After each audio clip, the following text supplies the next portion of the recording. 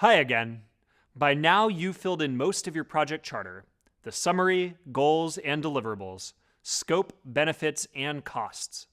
You've also learned more about the project and your stakeholders, who are the core audience of the charter. In this video, you'll learn how to prepare for some of the negotiations you'll have with stakeholders about your projects.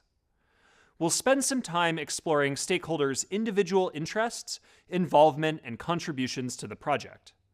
Then, we'll figure out how to use stakeholder influence to benefit the project and how to effectively work with stakeholders. Almost every part of a project requires input and agreement from multiple stakeholders. And of course, not all stakeholders will value the same input or agree on the same things. That's why a successful project manager needs to be a skilled negotiator too. After this video, you'll review supporting materials about the Sauce and Spoon project stakeholders to write a persuasive email demonstrating your negotiation skills. Let's get started.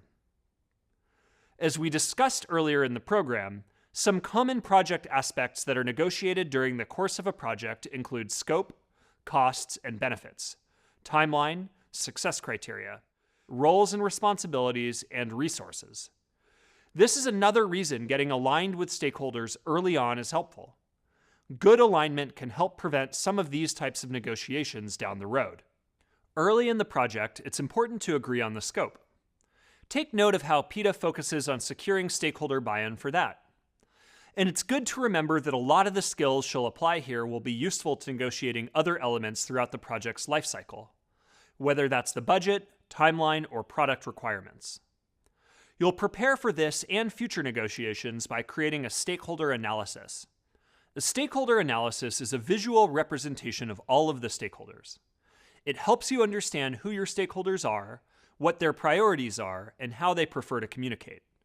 It can help you determine how strongly you need to prioritize a particular stakeholder's needs or goals on the project. Stakeholders have a vested interest in the project's success. Understanding your stakeholders helps you figure out the right people to include in important conversations and how to prioritize the different needs of the different stakeholders. This is key to getting the support you need throughout the project. As part of your analysis, try to answer as many questions as you can about each stakeholder. Then, as you review your list, identify which stakeholders directly influence the project and the level of interest each one has. A stakeholder's influence is related to how much power they have and how much their actions affect the project outcome. Interest refers to how much the stakeholder's needs will be affected by project operations and outcomes. So for example, if a stakeholder has high interest and high influence, it might be very important that you keep them informed and make sure their goals for the project are top priority. If they have low interest and low influence, then you might be able to deprioritize one of their personal preferences for the project. Mapping these out on a power interest grid will give you even more clarity about whom to prioritize and how best to approach negotiations with each stakeholder. You'll find a stakeholder analysis template in Power Interest Grid in the supporting materials of the upcoming activity. Once you have a good idea of who your stakeholders are and what role they play in the project's success, you can use this information to support your project negotiations. One of the most important negotiations will deal with defining and maintaining project scope. Stakeholders might push to add more into the scope, and it's your job as the project manager to negotiate what's realistic within the given budget and timeline expectations.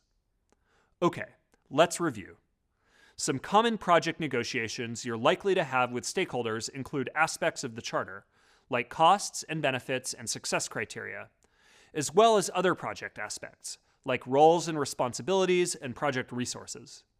You can prepare for these negotiations by conducting a stakeholder analysis using a Power Interest Grid.